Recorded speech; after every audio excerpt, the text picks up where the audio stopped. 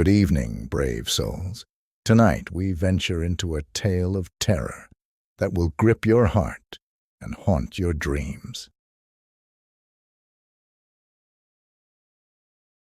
It was just another quiet, uneventful night in our small rural town. Jake and I had a tradition, sneaking out in the dead of night and exploring places where we probably shouldn't be. It was harmless fun, or at least that's what we always told ourselves. But there was something about the night that made everything feel different. One night, without much of a plan, we decided to head to the park on the outskirts of town. The place had once been the site of old farms, but now it was a recreational area with playgrounds, sports fields, and a small creek. There was something about the park, though, that always felt a little off, especially at night. The town had done a good job of clearing the area, but it still felt like something old and forgotten lingered there. We climbed the fence to get inside, our usual adrenaline-fueled adventure.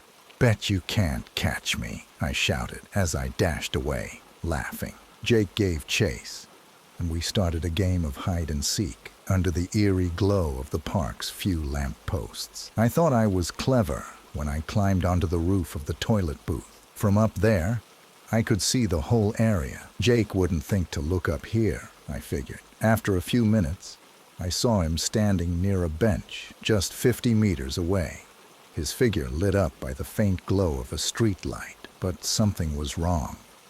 Jake wasn't moving. He was just standing there, staring in my direction. "Jake?" I called, but he didn't respond. My heart started to race, my skin prickling with unease. I waved at him. Slowly, he waved back, but it wasn't normal. His arm moved stiffly, like a puppet being pulled by invisible strings. Something inside me told me to stop watching, but I couldn't look away.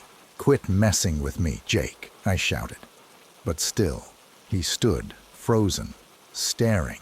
I had enough. I jumped down from the booth, and as I hit the ground, I heard footsteps approaching from behind me. "Hey, what's up?" Jake's voice startled me. I turned to see him standing there, breathing heavily from running. But he was coming from the opposite direction, the exact opposite of where I had just seen him standing moments before. "What? How did you?" I stammered, pointing to the spot near the bench. Jake looked just as confused. "I thought you were following me. I heard your footsteps behind me the whole time," he said, glancing nervously around. "There's no way you could have been there. I just saw you. Over there." I pointed again to the bench, but now there was nothing, just the empty park and the dim light flickering above it. We both stood in silence for a moment, trying to make sense of what just happened, but there was no explanation. A chill ran down my spine, and I could tell Jake felt it too. "We need to get out of here," Jake muttered, and I didn't argue. After that night, we never returned to that park. Whenever we passed it, Jake's dog would bark wildly, refusing to go any closer.